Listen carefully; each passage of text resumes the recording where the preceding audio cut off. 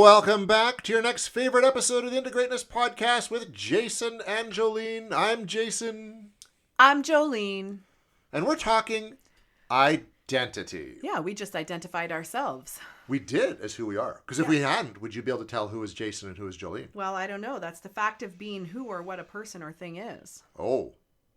But the real identity of the Slim Shady is a complex and multifaceted concept that encompasses various aspects of their being. It involves a combination of one's unique personality traits, values, beliefs, experiences, emotions, and relationships. You know, and it's interesting because we were pre-talking through these topics because we do that a bit. There's a lot of talk in society right now about identifying yourself. And it's funny because I think what is going on in society right now doesn't quite fit into that definition you just gave. Yeah. Completely. Yeah. Right? It's wanting to pigeonhole people into some instead of seeing them as a larger collective of things. Exactly. Like they're fighting the whole gender identity. Uh-huh. That's really all they're fighting about. Yeah. That's it, which is interesting. But yet it's such a hot button issue right now. It's a triggering issue for people. Yeah, people want to be understood. I think it's a journey of being understood and being expressive in new ways. And when we don't have language for how to express that, just like feelings. Yeah. Once we learn there's more than happy, sad, angry, we're like, what? And then I think of that whole feelings color wheel, right? Of like, you mean I have all these other ones to choose from? I can choose all these, like purple. I feel like this. So I feel like it's a little bit of that. Like we try and narrow in on something so much, but the closer we get, the bigger we see that issue being and the more options there are available. It becomes very confusing. It's interesting. And we're not going to spend a ton of time talking about that piece, but there's some highlights to that, right? Because personally, I have identical twins, identical female twins. And one of my girls has a short haircut, loves boy clothes, and since she was 3, just naturally started choosing all those things. And trust me, these two were like, I'm fascinated with the nature versus nurture thing. So I tried to raise them with all the same variables. Yeah. Because I was so curious. At a DNA level, they are identical. Identical fingerprints, DNA, you name it, right? So it's so different to me how their characters are different, which Brittany has looked at their charts, and the 5 minutes apart that they were born actually made these big changes in their chart in terms of their self-expression. So that's interesting. That is interesting. Yeah. And then when I look at this gender piece, it's interesting because my daughter will get misgendered all the time. People were like, Marsh, I didn't know that you had a brother. And he's like, that's my sister. Yeah. Like, dummy. Because to us, she's just Hazel. She's Hazel. She's never identified as a boy. She still considers herself a girl, but she very much looks like a boy. Like, she just easily would slide right into that category, right? And none of her friends care. Like, sometimes they'll ask, like, oh, are you a boy? And she's like, no, I'm a girl. My name's Hazel, right? I just like the short hair and I like to wear these clothes. Totally. But she's not bothered when she's misgendered. She used to get really excited about it because she really admires her brother. She really admires boys. And she just wanted to be like that, right? She wanted to look a certain way. And she's very particular about how she looks. She cares more about how she looks than anyone else in my house. Interesting. And it's very interesting. She has a particular way of how she sees and perceives herself and wants to be seen and perceived. So it's down to the right hat, her hair being the right way, the pants fitting a certain way. It's really interesting. And she's got the coolest personality. Coolest character, right? Well, she's been here a few times when we've recorded, right? And hangs out and draws pictures and stuff. You get to see her. She is just a neat, like, big-hearted gal. So it's very interesting to me because back when I was a kid, I had a couple of mushroom cuts in my day, guys. A couple of them. My nickname from my dad was Son. S-O-N, Son. Yeah. I was a tomboy, but I also danced. I was very much a girl, but we would have just called that being a tomboy. Exactly. And now it's like the word tomboy and that general acceptance of like, oh, it's a tomboy is like now under a microscope of like, oh, does she think she's a boy? Like, people don't ask me that at all, but it was kind of a question initially of like, You know, like, should I say something? Do we ask her? No, we just, whenever she decides she wants to express something, fine, let us know. But otherwise, it's funny. I'm in the stores and my habit has always been like, hey, ladies, let's go. And people look at me like I'm crazy because very clearly Hazel looks like a boy, right? People thought I had 4 kids because they knew I had twin girls. And then they would always see like Hazel with Marshall at the hockey rink with me and they thought I left a girl somewhere. And I was like, no, I have 3 kids, right? That's it. Don't worry about it. But that's how obvious it is, right? But yeah, it's very interesting that now that becomes a question. No one ever thought of me being transgendered because I was named a son. Nicknamed son. I think that shows... Fuck, like, is that even a step forward in my mind? You know what I mean? That's where I get stuck on that. Because, I knew tomboys. Yeah. And we even had a friend named Daryl that we called a tom girl. Yeah. But who fucking cares? Right? Like, what different... But we've made it into an issue. Yeah. Now. And a real one that's dividing people crazily. Yeah. Right? And then in my practice, I work with people who are transgendered and they've transitioned from male to female, female to male. And I just see them as the person that they are. Like, however fluid they are on that journey, I'm like, I'm working with who they are right now. And it's fascinating because I don't think, had I have not had that experience or been raising my daughter, I think I would have felt more black and white about it. But it is such a fluid experience that, like, I don't get stuck on any of those pieces. It just is like, this is who you are today. Yeah, and that's where we should come at everybody from. Which would make life so much easier if we would just do that. But society likes to pigeonhole. We like, we like to just make it easy for us to understand. Yeah, and I don't even want to, like, negatively, like, give a negative connotation to that either because... No. I think when we look at like validation and like really giving someone our time and attention, we want to make sure we understand them. Yeah. And if we can't find a word to understand them or they can't, explain to us some of that, we can get hung up sometimes. Yep. And that's often our own ego thing of like, I want to do more or know more, whatever that is, right? Instead of just like, oh, this is the way it is, right? Yep. Yeah. So it's been a really interesting journey for me to self-reflect on through all of that, to witness other people on their journeys.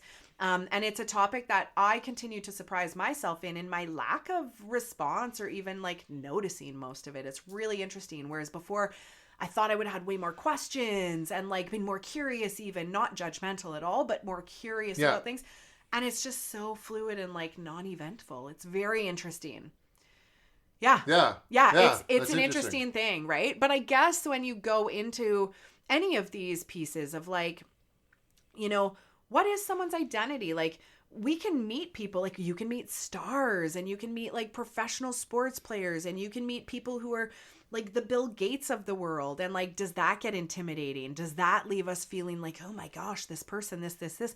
Or can we just see them as like, oh, somebody who has another collection of identifying characteristics that's also walking this human life with us, right? And I think in that case, because I've met some people who are like known and stuff like that, I think that's how they come across that will determine that, right? Yeah. If they come across thinking they're the king shit, we're going to react very differently than if they're just like, you're at a lunch line and they come up beside you and like, a friend of mine has met Arnold Schwarzenegger. Wow. And so he was on set, one of Schwarzenegger's movies, doing a story on it.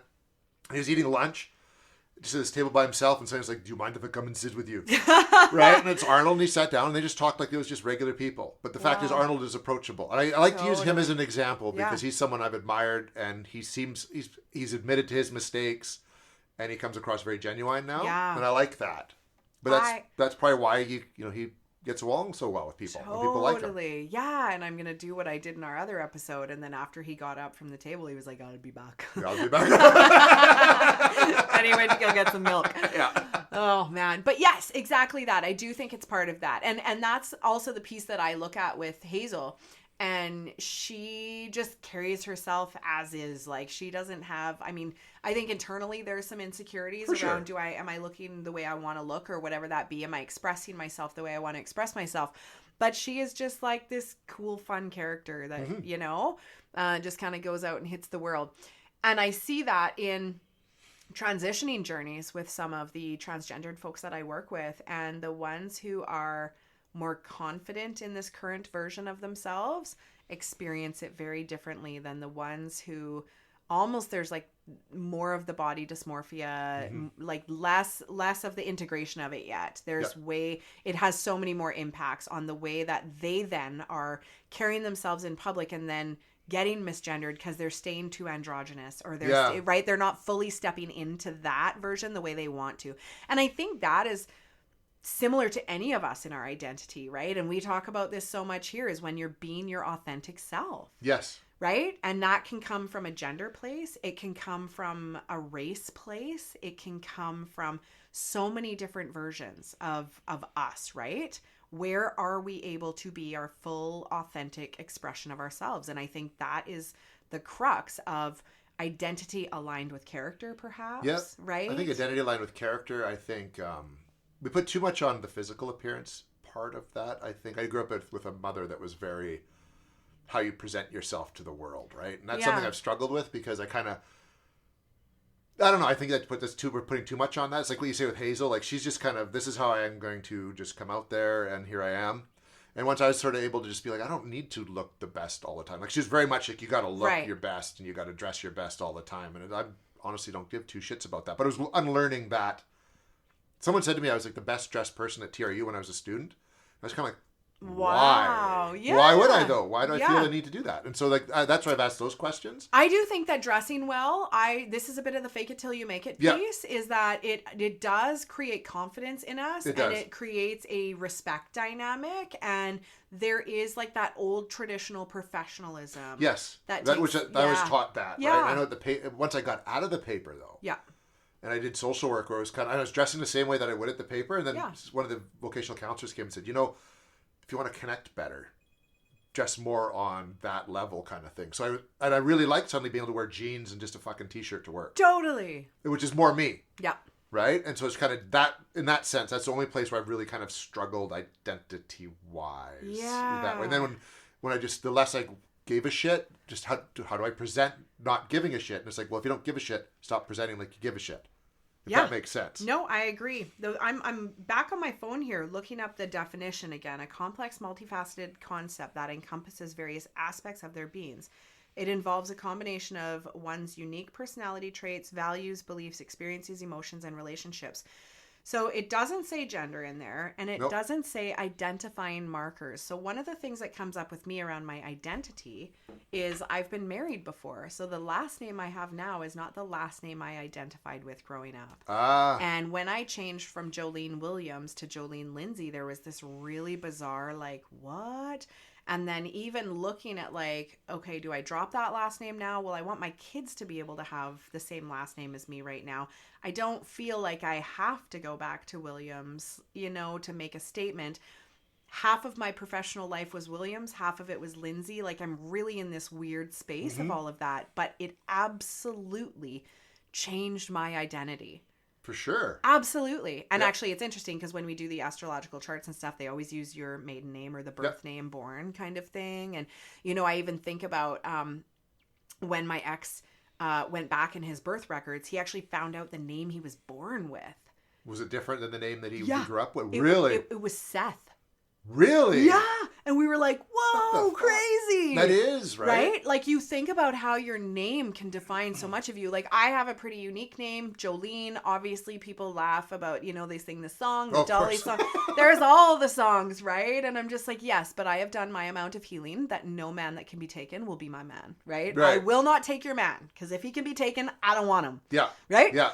So, but like, there's also like, connotations of like what that name means, like, sorry for all the Karens out there or whatever. Right. So, there's pieces like that like, yes, those are parts of our identity. Big time. Big time. Right. And then when we go back to the roles episode, there are the things that we do, right? The combination of character and experiences and things like that, right? So obviously our roles and the things we identify with, right? We're podcast hosts now. We are influencers of a sort or two. Which I hate that word, but whatever, God, right? Like, yeah, we gonna push you to your greatness, right? We're Shaniquaners. We're gonna influence your shit. Your shit, motherfucker. Right? So really looking at some of those pieces of like, what are some identifiers? I mean, where we live, where we work, like Canadian, we're Canadian, Jason. We are. That's huge when you go to like an international level, right? Like huge. you I don't feel like I have to walk around here waving a flag, but you better believe when I was in Italy and they thought I was American. Oh, fuck yeah. Holy shit, they treated me so differently. So differently. Yeah. The minute I was like, no, that's a Canadian passport. That might be ours. They were like, oh, why didn't you tell us? And I was like, some wine. Oh my God, right? Right? Like hostile they were, right? So really interesting to look at those pieces, right? Again, I identify as a Caucasian, like European descent woman, right? Yeah. Like that's a privilege, right? Gender-wise, not as much, but still, I'm a white woman in Canada. I've got probably more privilege with the exception of you, Jason, right? Yeah. Like and being a white male. I'm a white male and apparently the enemy. Yeah. No, not always. Not always, but you know what I mean? There's right? a period of time. But yeah, no, I am a white Canadian male. Yeah, but I mean, you're not the enemy. You're a white Canadian male trying to be open-minded and part of healing a lot of the things that white males have done. Exactly. You're sitting here doing yoga. You can't tell me you're an asshole perpetuating old problems. Old white man stuff. Yeah, Right? Yeah, totally. No. So no, you can't even throw yourself in that category. Do not put yourself in that fool. Damn it. You're not allowed to identify as the asshole. Enemy. I used to work with a couple of nurses and they were like nice men. They were good men. They were good dads. They were good husbands. And they would always try and like pull the like player thing or whatever. And I was like, oh, would you fuck off? You are too nice to be assholes, guys. Like you're not fooling anybody, right? You're like the most like softest grandpa ever. And you know. But, so then here's a question. Why then would they feel the need to project even that image? Even, you know what I mean? Unless they're being joking about it. But there are people that are nice people. And they were joking. But there are people who will try, even though they're not that person, they're trying to project that image. Yeah. The fuck are you doing that for? Protection, right? Yeah. When we look at kids, when we look at bullies, they start to change their identity to protect them. And honestly, the biggest bullies out there are the most unhappy. Yeah. You know, I talk about the girl that bullied me that I ended up punching. Well, she lived in a fucking trailer court with a single mom, and I'm sure hated her life in some aspects because of some of the shit that was going on, right? Oh, and that's what's something to be remembered, right? For sure. Like my son there's this kid in his class that was bullying everybody. So he's obviously got some shit going on. Yeah. But Griffin stood up to him. Yeah. And called him out on it. Good for him. Right? Which is good. And I'm proud of that. And there's a point, it was funny because we talked about it. My wife and I talked about it. And it was like, he's at that age where trying to explain the reasons why the bully's being a bully still wouldn't work. He's just emotionally caught up in this kid's being an asshole to me and I'm going to fucking push back. So we allowed him to celebrate that. As he gets older, then we'll bring in, okay, now this is why so-and-so's being this way. Yeah. And you shouldn't always cold cock him. But at this moment, it was at 12, okay, good for you, buddy. You didn't take a shit. And I think sometimes, too, we actually give people too many outs when we make excuses for their behavior. Exactly. When we try to understand, like, why they're being manipulative, why they might not be honest about things. Like, I know I did that for many, many years. I understand the wounds, therefore I'm going to tolerate them better. Wait a sec. No. So there's a line in the sand. It is a delicate balance of, like, having compassion for the other person's situation, but then also recognizing that, like, that still doesn't mean I have to be okay with it. I can understand where it's coming from, but I don't have to be okay with it. Yeah, like you can forgive it, but don't forget it. Yeah, for sure. And approach it a slightly different way if you know that it's coming from a wounded place or something. But yeah, that's an interesting concept. So when we look at identity, you know, and it's even funny when we look at like passports and driver's licenses and all these things that like want to nail down details of our identity. Hey, no, it's everywhere. Yeah, it's fascinating, right? That's like the simplified version of it. But when you look at like, how do you identify? You know, we add things, you know, this is almost like a character and a role mashup of like, I can identify as a mother now, right? You know, I'm a daughter, I'm a partner, I'm a sister, all the things, right? I'm an asshole sometimes, right? Depending on the day. Yeah, totally, mood, right? Totally, right? So really, I'm a billet mom. You're a billet mom. He was saying, he was like, we were playing Yahtzee the other night and he was snapping somebody and he's like, I don't know, FaceTiming somebody. And he was like, listen to me with my lingo, snapping them. and he was like, oh, I'm just playing Yahtzee with my billet mom. I'm like, can you not call me that? Billet son. It was so funny. I was like, it's okay. You don't need to go there. So funny, just to make it clear, right? Yeah, but I mean, that is another role or identifier too, right? But really looking at some of those pieces, and then like, which ones do you hang on to, right? Like, which ones are we throwing up as like our first point of reference, right?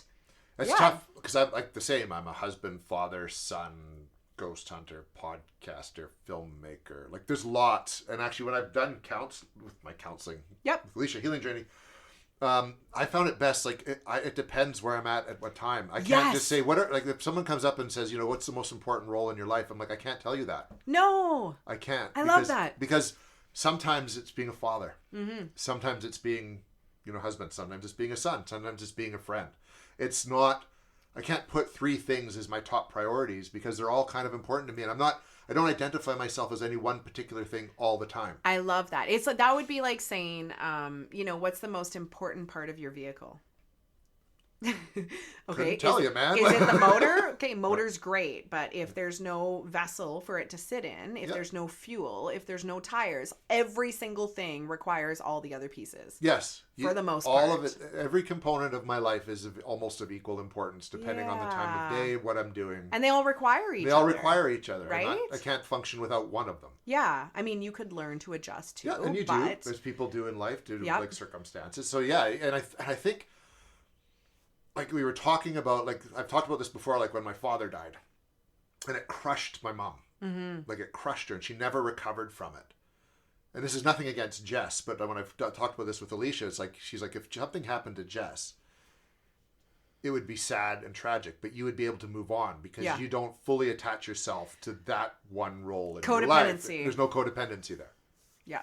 Right? And I think that's just the healthiest way to approach things. And that was an old way, right? Yep. Women had to identify with the males in their life. They couldn't, often this is why many stayed in unhappy relationships, because you couldn't even get a mortgage as a woman back in the day, right? No, not at all, right? Yeah, and you couldn't, like, many weren't able to be single moms the way I can today, right? And be self-sustained and whatnot. So those are big pieces. There was like a forced codependency based on the way our economy was, right? Really, and the rights of women and things like that, right? So being able to look at that, and like, you're each so much more resource now that someone's not going to be destroyed if the other person is removed from the game. And that means, like, you'll know how to cook a meal for yourself. Many men back then, if it was the other way around, like, how well would your dad have taken care of himself? When mom would go away, we ate scrambled eggs or we went to McDonald's. Do you remember Hungry Men dinners? Yes. TV dinners. Yes, we do the TV dinner thing too, right? Yeah, and they had the potatoes and the Salisbury steak. A little bit of apple cobbler and the tiny dessert. Yeah, which was great. They were my dad's favorite. There was like 3 main flavors. Salisbury steak was usually the favorite, right? But that was the thing. I remember when my parents had a fight, and my dad actually like left in the truck and camper for a little while, and I remember in my mind being like, okay, if they separate, who would I live with? And I knew I would be taken care of and happier with my mom. Mm-hmm. But I, in my mind, as like a 7 or 8 year old, was like, I have to go live with dad, because he won't be able to take care of himself. Yeah. Isn't that wild? And then you look at where that belief and that intrinsic desire initially led me later in life to find people who couldn't take care of themselves. We kind of... Right. God, was it somewhere it said you end up, I think, in a way, being with someone who's the closest to that. That's like an attachment. Yeah, it's an attachment disorder kind of, or attachment theory. I think it's changing more now. Well, if we intentionally heal the attachment wounds with our primary caregivers, we won't repeat what's familiar. Right. And that would have been familiar for me, right? Yeah. So, I mean, and there's pieces of our identity that we can really start to evolve from, right? Like, we can leave parts of our identity in the past. Like, some people will do that as like cancer survivors or grief survivors and things like that. They're like, you know what? I just don't want to keep holding on to this part of my life. I need to evolve now. So I'll leave it there as like, it's like an old reference point, but it's not like an active hashtag in my life, right? Yep. And I've done that with a lot of things too. Totally. Right? And that's why with certain people, like my friend Carl, who I've talked about before, he almost went back. Yeah. When stuff happened, right? But because of things that happened, I don't want to go back. Those parts of my childhood were great, and revisiting them can almost ruin them sometimes, right? Because it's supposed to be in the past. Yeah. And that's okay. And there's a lot of experiences, connections, all those things we defined identity as, that you will reference, but you don't hang on to them. Like your boxing stuff. Yeah. Like you don't currently do that. So you don't always identify as that. I'm the same way as a dancer. Like I spent 15, 16 years of my life doing it, but I don't identify as a dancer anymore. No, it's been done. Yeah. It was great, and it's been done. Even my, my dirt biking years or this or that, they were periods of my life I did that. I don't currently do that anymore. And they all led to other things that have Totally. put you where you are now. Yeah. This could go on and on. It could. So next week, we'll show up as new versions of ourselves. How right? will we identify ourselves then? Yeah, we'll see. Hopefully Jason and Jolene still. Yeah, that'd be kind of good. I think it'd be confusing. It's Ralph and Edna on the Integrated Podcast, right? Oh, Ralph and Edna, yes. Join us next week. Oh, man. Edna. I don't know where the fuck that came That from. is amazing. Okay, that's it, guys. Until then, I'm Jason. I'm Edna. Talk to you next week.